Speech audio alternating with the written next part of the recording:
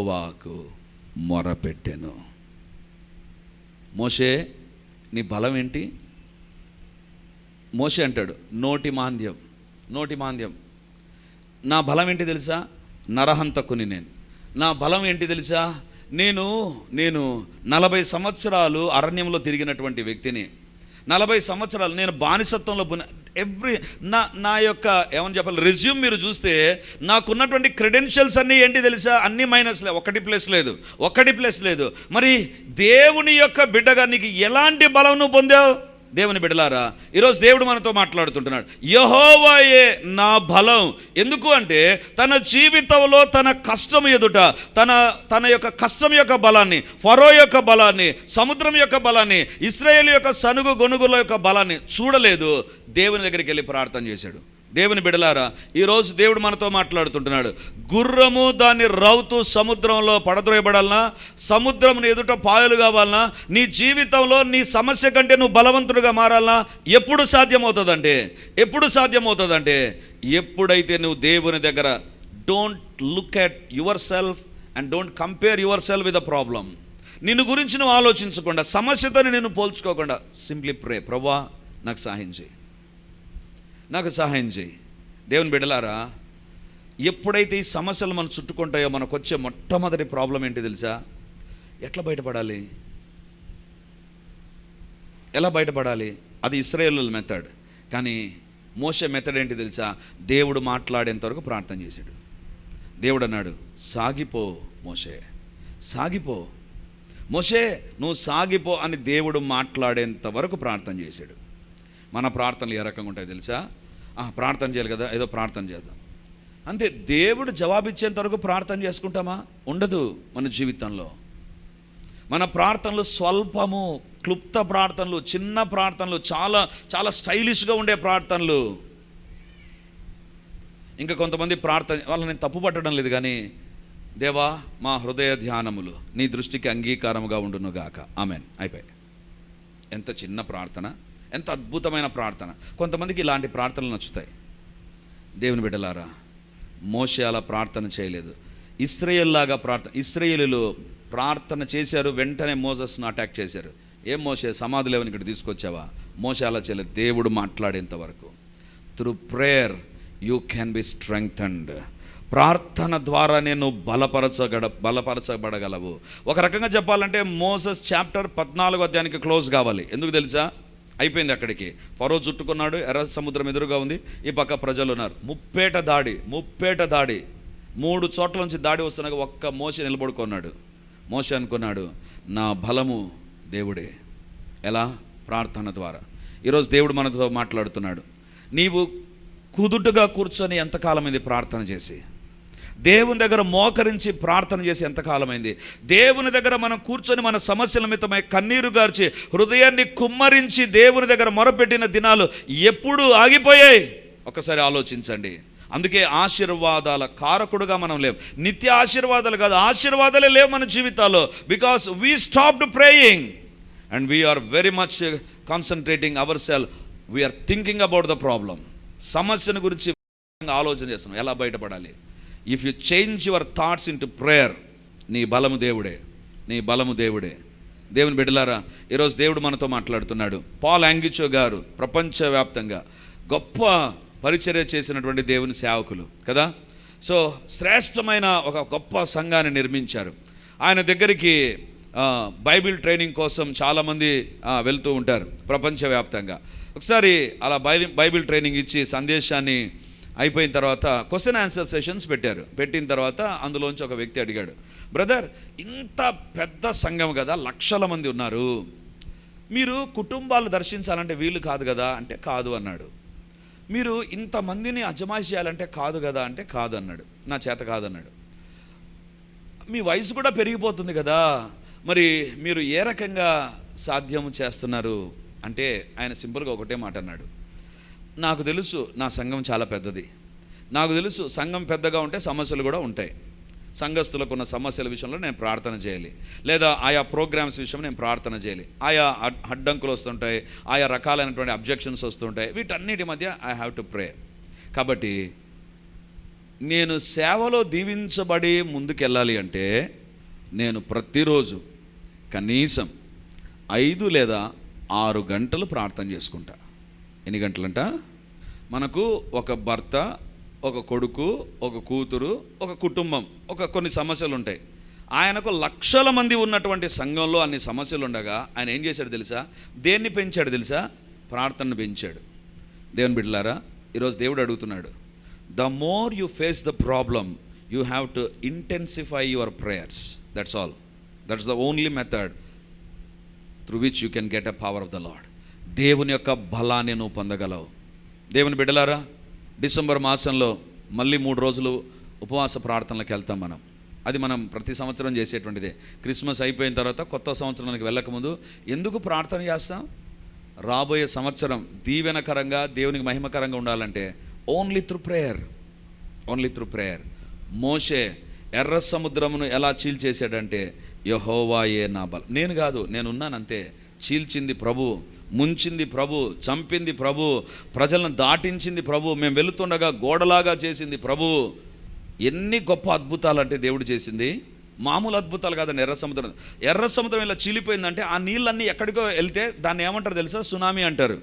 Tsunami రావాలి. Tsunami వచ్చినట్టుగా బైబిల్లో లేదు. గోడగా నీళ్లు మారడం, నీళ్లు గోడగా మారదు. ఇటుక గోడగా మారుతుంది, చెక్క గోడగా మారుతుంది, లేదా ఐరన్ గోడగా మారుతుంది. నీళ్లు గోడగా మారవు. కానీ మోషే బలహీనుడు కాబట్టి దేవుని బలాన్ని ఆశ్రయించాడు. దేవుని బలం నీళ్ళ యొక్క రూపాన్ని, తన స్వభావాన్నే మార్చింది. నీరు పల్ల మెరుగును. ఇప్పుడు నీరు ఇక్కడ ఉంటే, ఇక్కడ గ్యాప్ ఉంటే నీళ్ళు రావాలి. కానీ సైంటిఫిక్ అగెయిన్స్ట్గా అది నిలబడింది. సైన్స్కు వ్యతిరేకంగా అది నిలబడింది. ఎందుకు తెలుసా? మోషే దేవుని బలాన్ని ఆశ్రయించాడు. ఈరోజు మన బలం, మన ఆలోచనలు, మన బలం ఎవరున్నారు? మన బలం ఏం చేయాలి? ప్రార్థన ఎక్కడుంది? ప్రార్థన ఎంతకాలమైంది మనం వదిలేసి? దేవుని బిడ్డలారా, దేవుని స్తుతించినటువంటి ఆశ బలపరచబడ్డాడు. దేవుని దగ్గర ప్రార్థించినటువంటి మోషే బలపరచబడ్డాడు. ఈరోజు ఎర్ర సముద్రం దగ్గరికి వెళ్ళి, ఇశ్రాయేలు దేశానికి వెళ్ళి చూస్తారు, ఎక్కడ మోషే ఎర్ర సముద్రాన్ని పాయలు చేశాడు చూపిస్తారు. ఎందుకు? నిత్యము ఆశీర్వాదకారకుడుగా ఉన్నాడు. దేవుని బిడ్డలారా, మోషే సమాధి దగ్గరికి క్రైస్తవులు వెళతారు, యూదులు వెళతారు, ముస్లింలు వెళతారు. ఆ సమాధి దగ్గర మోకరిల్లి ప్రార్థన చేస్తారు. ఎందుకు? Such a great man of God. ఎందుకు తెలుసా? Only because of prayer. ఈరోజు దేవుడు అంటున్నాడు, నీ జీవితంలో ప్రార్థన తగ్గిపోయిందేమో. ఈరోజు దేవుడు అడుగుతున్నాడు, కమ్ బ్యాక్ టు ప్రేయర్. ప్రార్థనకు తిరిగిరా. 3వదిగా 84వ కీర్తన 5వ వచనం చదువుకుందాం. 84వ కీర్తన, సామ్ 84 verse 5. నీ వలన బలమునందు మనుషులు ధన్యులు, యాత్ర చేయు మార్గములు వారికి అతి ప్రియములు. యాత్ర చేయు మార్గములు వారికి అతి ప్రియములంట. అంటే ప్రతిరోజు జీవిత ప్రయాణము ఎవరికి దీవెనకరంగా ఉంటుంది? ప్రతిరోజు ఎవరు దేవుని బిడ్డగా దీవించబడతారు? యాత్ర చేసే మార్గాలు, అది ఉద్యోగపు యాత్ర కావచ్చు, కుటుంబ యాత్ర కావచ్చు, లేకపోతే వ్యాపారం, అనుదినము యాత్ర చేసే వారం మనం ధన్యులుగా ఎప్పుడు అవుతామంటే, నీ వలన బలమునందు మనుషులు. ఎక్కడి నుంచి బలం వస్తుంది? ఒకటి, దేవుని స్తుతించిన ఆసాపు ద్వారా మనం దేవుడి యొక్క వాక్యంలోంచి మొదటిగా నేర్చుకున్నాం. 2వదిగా ప్రార్థన చేసిన మోషే. 3వదిగా ఈ కీర్తన ఎవరు రాశారు? దావీదా? ఎవరు రాశారు? 84వ కీర్తన కోరహు కుమారులు. కోరహు కుమారులు అడుగుదాం, మీకెక్కడి నుంచి బలమును గురించి మాట్లాడుతున్నారు? నీ వలన బలమునందు మనుషులు ధన్యులు. ఎలా బలము కలుగుతుంది? 5వ వచనం తరువాత చదువుకున్నాం, నీ వలన బలమునందు మనుషులు. 4వ వచనంలో ఉంది, ఎవరు వాళ్ళు? ఎవరికి బలం వస్తుంది? నీ మందిరమందు నివసించువారు ధన్యులు.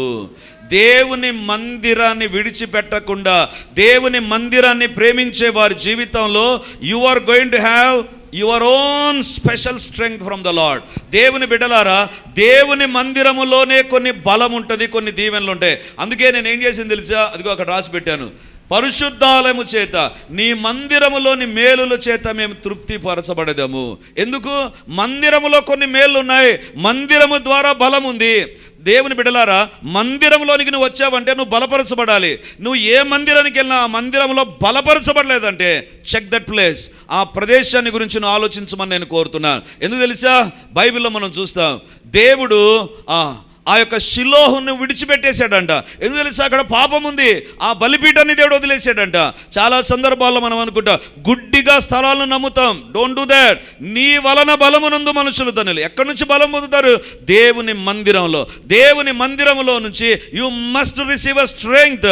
దేవుని బలాన్ని నువ్వు పొందుకోవాలి. దేవుని బిడ్డలారా, ఈరోజు దేవుడు మనతో మాట్లాడుతుంటున్నాడు. మన పరిచర్యలో దేవుడు అనుగ్రహించిన కృపను బట్టి దేవునికి నేను వందనాలు చెల్లిస్తుంటున్నా.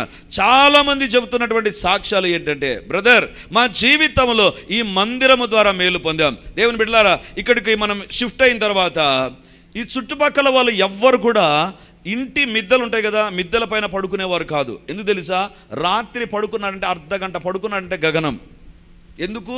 ఏదో గజ్జల శబ్దం, ఎవరో వచ్చి తట్టి లేపుతారు, ఏదో అరుపులు వినపడతాయి, ఏడుపులు వినపడతాయి, అంతే, కిందికి పోయి పడుకోవాల్సిందే. ఎవ్వరు కూడా బయట పండుకోరు. ఇక్కడ పరిచర్య ప్రారంభించిన తర్వాత ప్రక్కనున్న వాళ్ళ సాక్ష్యం ఏంటి తెలుసా? మేము హాయిగా నిద్రపోతున్నాం. హల్లెలూయా. దేవుని మందిరములో దేవుని బలం ఉంటుందండి. అది పనిచేయడం ప్రారంభిస్తుంది. ఈరోజు దేవుడు మనతో మాట్లాడుతుంటున్నాడు. ఎందుకు దేవుని సన్నిధిని నువ్వు కోరుకోవాలి తెలుసా? దేవుని మందిరాన్ని ఎందుకు నువ్వు ప్రేమించాలి తెలుసా? ఒకటి, there is strength in that. కోరహు కుమారులు ఎలాంటి వారు తెలుసా? కోరహు మోషేకు వ్యతిరేకంగా పాపము చేసినప్పుడు భూమి నెరవిడిచి వారిని మృంగుతూ ఉండగా వాళ్ళు అంటారు, ప్రభా, పరిగెత్తుకుంటూ పిచ్చుకల్లాగా, అందుకే ఆ కీర్తనలు అంటాడు, తండ్రి, పిచ్చుకలకు నివాస స్థలం నీ బలిపీఠం దగ్గర పరిగెత్తుకుంటూ దేవుని ఆలయంకి వస్తే భూమి వాళ్ళని వెంటాడడం ఆపేసిందంట. దేవుని మందిరములో ఉన్నటువంటి శక్తి ఏంటి తెలుసా? Unimaginable. I think 4 months back ఒక కుటుంబం ప్రార్థనకని నా దగ్గరికి బేస్తవారం రోజున వాళ్ళు నా దగ్గరికి ఇక్కడికి వచ్చారండి. వచ్చి నేను ప్రార్థన చేయకముందు ఆ అబ్బాయి ఒక మాట అంటున్నాడు, అన్న, ఐఎమ్ ఏ సాఫ్ట్వేర్ ఇంజనీర్. ఉదయం నుంచి బాగా ప్రెషర్ ఉండిందన్న. ఎంత ప్రెషర్ అంటే ఆ ప్రెషర్కు నాకు విపరీతంగా హెడేక్. ఏమి చేసినా నాకు హెడేక్ తగ్గలేదు. వాళ్ళ భార్య ఏంటంటే, ఈరోజు గురువారం కదా, ప్రార్థనకు పోదాం. చెప్పలేదు వాళ్ళ భార్యకు. చాలా డిస్టర్బ్డ్గా ఉన్నాడు, విపరీతంగా హెడేక్ ఉంది. వాళ్ళ భార్యను పిలుచుకొని వచ్చాడు. ఆయన చెప్తాడు, అన్న, ఆ గేటును చూసారా? ఆ గేట్ అవతల వరకు విపరీతంగా headache. Just I kept my leg in to this church. అంతేనా? ఎక్కడికి వెళ్ళిపోయిందో నాకున్నటువంటి తలనొప్పి. నీ మందిరములోని నివసించువారు ధన్యులు. ఈరోజు దేవుడు అడుగుతున్నాడు, can you quote those experiences? ఆ యొక్క బలాన్ని నువ్వు అనుభవించగలవా? అనుభవిస్తున్నావా?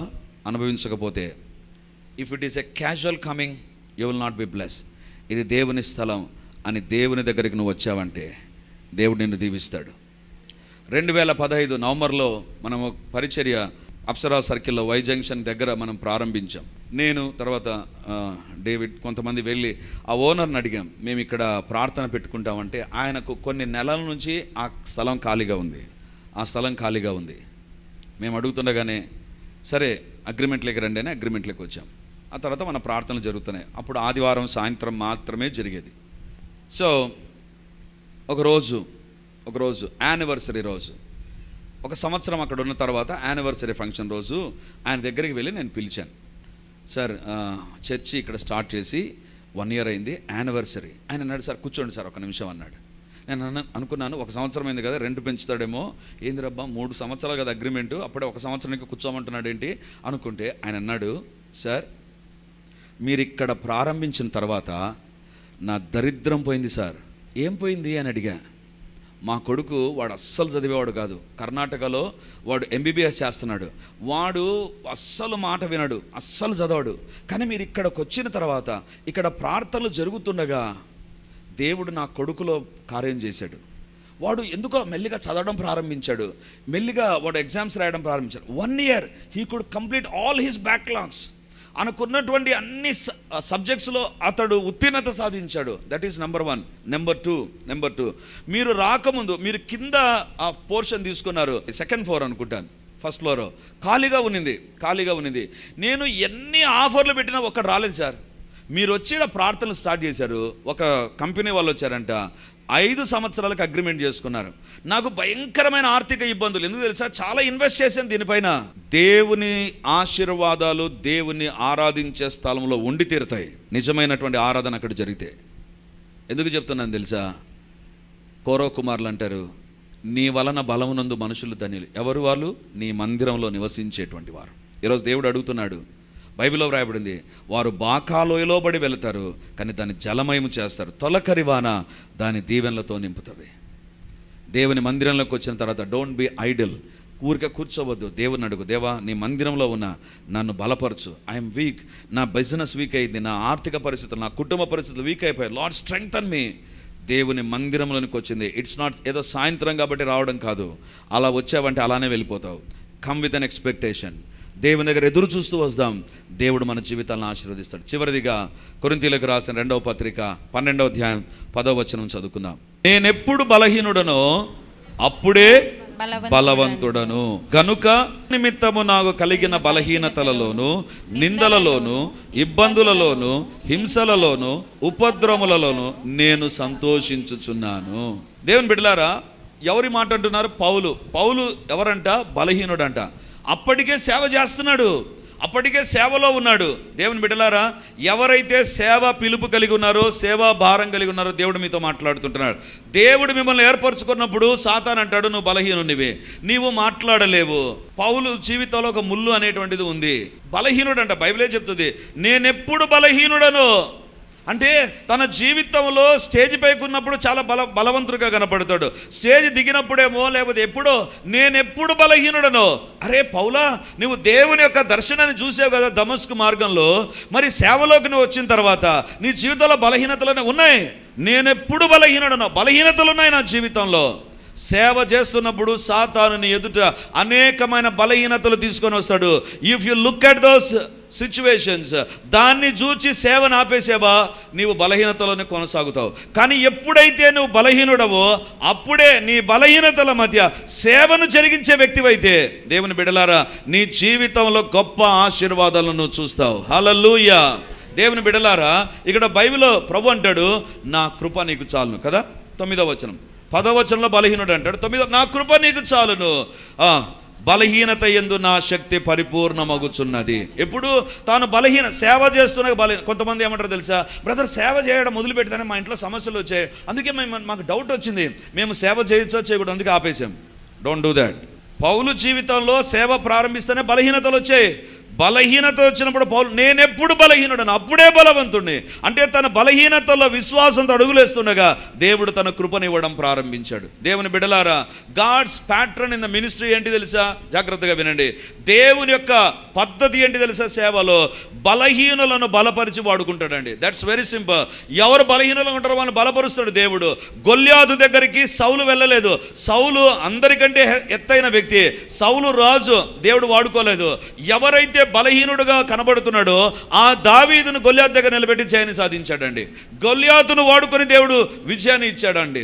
దేవుని బిడ్డలారా, గిద్యోను గానుగ చాటున గోధుమను దుల్లగొట్టుకుంటున్నాడు. ఎక్కడైనా గోధుమను దుల్లగొట్టడం గాలికి దుల్లగొడతారండి. అంటే బైబిలే చెప్తుంది, అతడు గానుగ చాటున అంటే పెద్ద గానుగ అంటే దాని ప్రక్కన నిలబడి, అంటే కనబడకుండా, కనబడితే ఎవరు అటాక్ చేస్తారో భయంతో ఉన్నటువంటి గిద్యోను పిలుచుకొని దేవుడు జయాన్ని ఇచ్చాడండి. ఎవరైతే ఐ క్యాన్ డు మినిస్ట్రీ అంటారో వాళ్ళని వాడుకోడు దేవుడు.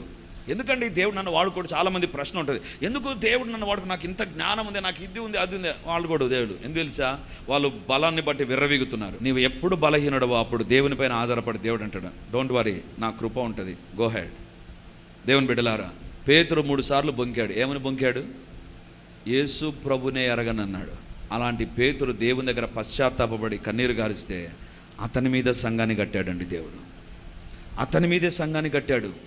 దుడుకు పేతురు, ప్రతి విషయంలో తొందర ఎక్కువ, అబద్ధాలు చెప్పి బొంకే విషయంలో కూడా తొందర ఎక్కువ. యేసు ప్రభుని ఎరగనన్నాడండి. 3.5 సంవత్సరాలు ఏం చూడలేదండి అందరూ. అయినా ఎంత బలహీనుడు అంటే, ఒక అమ్మాయి దగ్గర బలహీనుడు. ఎప్పుడైతే తన తప్పును తెలుసుకొని దేవుని వైపు చూశాడో ఆ పేతురుని నిలబెట్టి వాడుకున్నాడు. చాలా సందర్భాల్లో సాతాను అంటాడు, నీవేం సేవ చేస్తావు, సేవ చేసావు, ఎంతగా ఓడిపోయావు నీకు తెలియదు. నీ జీవితాన్ని దేవుడు బలపరిచి వాడుకుంటాడు. నిత్యమైన ఆశీర్వాద కారకుడు అంటే, నీ శరీరములో బలహీనత, నీ హృదయంలో వేదన ఉందా? అలాగైతే ఆసాపును బలపరిచిన దేవుడు నిన్ను బలపరుస్తాడు. నీ జీవితంలో ఎర్ర సముద్రము నీ జీవితంలో ఫరో సైన్యము, నీ జీవితంలో గొనిగేటువంటి సనిగేటువంటి ఇశ్రాయేలు ఉన్నారా, బలపరిచి అక్కడే నిన్ను ఆశీర్వదిస్తాడు. నీ జీవితంలో నువ్వు చేయాల్సింది దేవుని దగ్గర ప్రార్థన చేయి. మూడవదిగా, నీ జీవితంలో దేవుని మందిరాన్ని ప్రేమించి మందిరము మేలుల చేత, మందిరములో ఉన్న బలము చేత నింపబడ్డావా, then you can have a victorious life everyday. అనుదిన జీవితంలో నీవు ఆశీర్వదించబడిన వ్యక్తిగా ఉంటావు. సేవలోకి వెళ్ళావా, ఆయా సందర్భాల్లో బలహీనతలు ఉంటాయి. దేవుని బిడ్డలారా, ఈరోజు దేవుడు మనతో మాట్లాడుతుంటున్నాడు. నిన్నటి దినాన మొన్నటి దినాన కృష్ణాపురంలో మీటింగ్ జరిగింది. మామూలుగా మీకు అందరికీ తెలుసు, ప్రతి మీటింగ్కు ఖచ్చితంగా ఒక ఫ్లయర్ వస్తుంది. మీటింగ్ గురించి మన గ్రూప్స్లో వస్తుంది, పలానా చోట మీటింగ్ ఉందని వస్తుంది.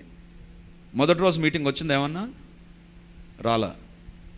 ఎందుకు రాలేదు తెలుసా? నాకే భయం ఉంది. ఎల్లో అలర్ట్ ఇచ్చారు కడప జిల్లాకు, మోపైన వర్షాలు. ప్రవ్వా, ఉదయం నుంచి ఒకటే ప్రార్థన, ప్రవ్వా సహాయం చేయి. ఎంత బలహీనుని తెలుసా? I could not make a flyer అండి. అది నా బలహీనత. కానీ దేవుడు సేవలో నిలబెట్టి వాడుకుంటాడు. ఎందుకు తెలుసా? ఒకటే ఒకటి, ప్రభా ఈ వాతావరణాన్ని కంట్రోల్ చేసే టాలెంట్ ఎవరికి లేదు, నాకు అసలే లేదు Prabha. I don't know why I gave that dates. Actually వాళ్ళు అడిగింది దీపావళి రోజు అడిగాడు. నేనన్నా దీపావళి రోజు అన్ని శబ్దాలు ఉంటాయి, వద్దు. కాబట్టి శుక్ర శనివారం అనే డేట్ నేనే ఇచ్చా. ఇప్పుడు నాకు భయం, వర్షము, ఫోర్కాస్ట్, భయంకరమైన మేఘాలు. బలహీనులమండి సేవలో. కానీ దేవుని పాదాలు పట్టుకొని, ప్రభా కృప నీవు. నిన్నటి దినాన మొన్నటి దినాన వాతావరణం షెడ్యూల్నే మార్చేశాడు. ఒక్కసారి గూగుల్కి వెళ్ళి నేను చూశాను, forecast for Kadapa Friday Saturday. మీరు చూడండి, ఇప్పుడు కూడా ఉంటుంది. ఖచ్చితంగా డార్క్ క్లౌడ్స్ వేసి రెయిన్ అని పెట్టారు. ఎన్ని గంటలకు తెలుసా? ఎగ్జాక్ట్ 7 o'clock, 7 గంటలకు వర్షం. దేవుని బిడ్డలారా, ఉందా వర్షం? We are week. పౌలు అంటాడు, నేను ఎప్పుడు బలహీనున్నో అప్పుడే బలవంతుణ్ణి. సేవలో బలహీనతలు ఉంటాయి, సేవలో బలహీనులమే, కానీ బలపరిచే దేవుడు ఉన్నాడు. ఈరోజు దేవుడు అంటున్నాడు, నిత్యము ఆశీర్వాదకారకుడు. ఎర్ర సముద్రం దగ్గర ఆశీర్వాదకారకుడుగా ఉంటావు, నీ శత్రువులు ఆశీర్వదించబడుతుండగా అక్కడ ఆశీర్వాదకారకుడుగా ఉంటావు, లేదా మందిరంలోనికి వచ్చినటువంటి నీవు ఆశీర్వదించబడతావు. సేవలో ఉండే, అందుకే బైబిల్లో వ్రాయబడి నిత్యము ఆశీర్వాదకారకుడుగా ఉంటాడు. ఎందుకంటే రాజు నీ బలమును బట్టి సంతోషిస్తాడు. నీ బలానికి ఆధారం ఏంటి తెలుసా? దేవుని స్తుతించడం, దేవుని దగ్గర ప్రార్థన చేయడం. మందిరంలోకి వచ్చిన తర్వాత మందిరంలో దేవుని సమయాన్ని సద్వినియోగం చేసుకుంటూ దేవుని యందు స్తుతించి ఆరాధించడం, దేవుని గణపరచడం, దేవుని వాక్యానికి లోబడ్డం. సేవలో విశ్వాసం తడుగులేయడం, కృంగిపోక వెనుకడుగు వేయక సేవలోకి ముందుకెళ్ళడం. ఇది దేవుని బిడ్డగా నువ్వు బలపరచబడతావు, నీ జీవితంలో నువ్వు బలపరచబడతావు. అందుకే బైబిల్లో వ్రాయబడింది, యెహోవా కొరకు ఎదురు చూచువారు. ఏం బలం? నూతన బలం. ఎంతగా నువ్వు ఎదురు చూస్తావో అంతగా నూతన బలం వస్తూ ఉంటుంది. నూతన బలం వస్తుంది. ఆ బలం అనుభవించిన వాళ్ళకే తెలుసు అండి. ఆ బలం అనుభవించిన వాళ్ళకే తెలుసు. దేవుని బిడ్డలారా, మన జీవితాలను మనం పరీక్షించుకుందాం. నీ దేవుడు నిన్ను బలపరిచి ఆశీర్వాదకారకుడిగా చేయాలని ఆశపడుతున్నాడు. దేవుని స్తుతించి, దేవుని దగ్గర ప్రార్థించి, దేవుని మందిరంలో ఆయన కొరకు జీవిస్తూ దేవుని సేవలో ముందుకెళ్ళే వ్యక్తివైతే నిత్యము నీవు, నీ కుటుంబం, నేను నా కుటుంబం ఆశీర్వాదకారకులుగా ఉందుముగాక. ప్రభు సన్నిధానంలో మనం ప్రార్థన చేద్దాం. ప్రభువా, make me a channel of blessing. నేను ఆశీర్వాదకారకుడుగా ఉండాలి. నన్ను దర్శించు ప్రభువా. నా జీవితంలో నీ బలాన్ని కనబరచు. దేవుడు తన కృపని ఇస్తాడు, దేవుడు తన బలాన్ని ఇస్తాడు, తన దక్షిణ హస్తాన్ని దేవుడు చాపుతాడు. అవసరమైన అద్భుత ఆశ్చర్యకరమైన కార్యాలు ప్రభు చేయాలని ఆశపడుతుండగా మనల్ని మనం సరి చేసుకుంటూ ప్రార్థన చేద్దాం. అందరం కళ్ళు మూసుకుందాం. దేవా, నన్ను బలపరచండి. I need your strength. నేను బలహీనుని. నన్ను బలహీనపరిచే పరిస్థితులు, నన్ను బలహీనపరిచే వ్యక్తులు, నన్ను బలహీనపరిచే దయ్యపు శక్తులు ఉండగా, నాయనా, I need your strength. I cannot be strengthened by any means. దేని ద్వారా నేను బలపరచబడినది తాత్కాలికంగా ఉంటుంది, కానీ నీ ద్వారా బలమునందు మనుషులు ధన్యులు. యాత్ర చేయు మార్గములు వారికి ప్రియములు.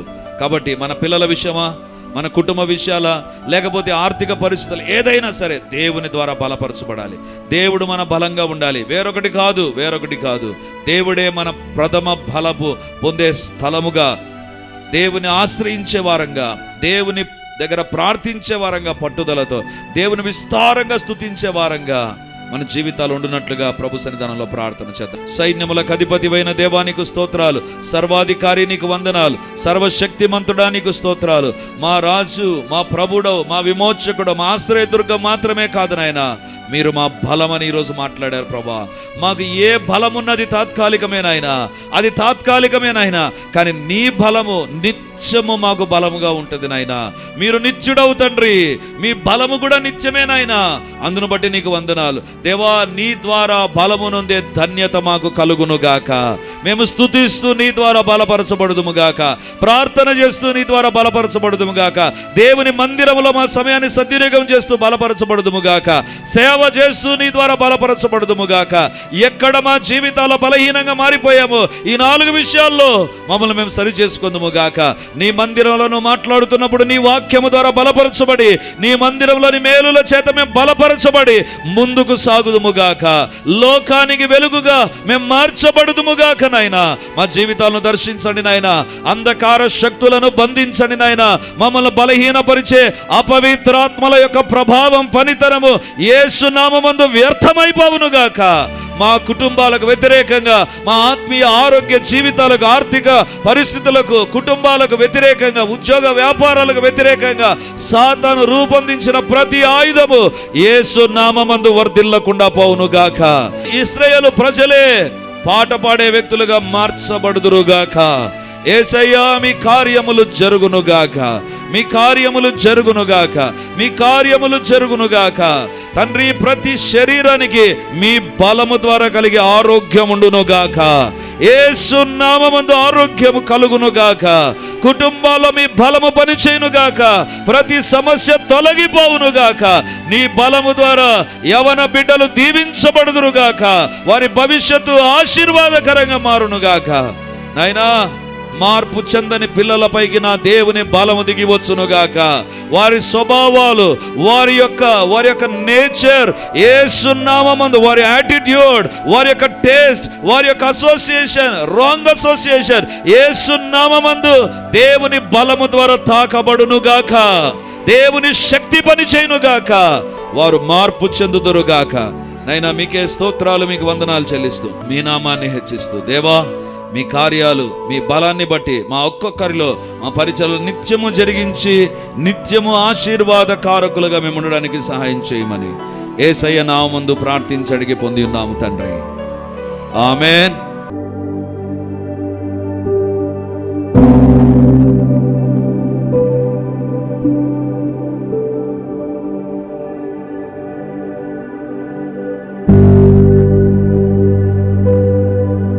Praise the Lord. యేసుక్రీస్తు పరిశుద్ధ నామమందు మీ ఒక్కొక్కరికి మా వందనాలు తెలియజేస్తుంటున్నాను. రిడీమర్ చర్చిలో మొదటి ఆరాధన 8 గంటలకు ప్రారంభమవుతుంది. రెండవ ఆరాధన 10 గంటలకు ప్రారంభమవుతుంది. మూడవ ఆరాధన సాయంత్రం 7 గంటలకు ఉంటుంది. దేవుని బిడ్డలారా, ఎవరైనా ఉదయం ఆయా పనులు కలిగి రెండవ ఆరాధనలకు రాలేకపోతున్నారని భావించి ఈ యొక్క మొదటి ఆరాధన ప్రారంభిస్తున్నాం.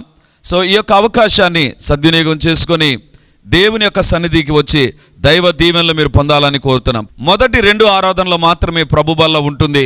కాబట్టి సిద్ధపడి దేవుని సన్నిధికి రమ్మని మిమ్మల్ని కోరుతూ ఉన్నాను.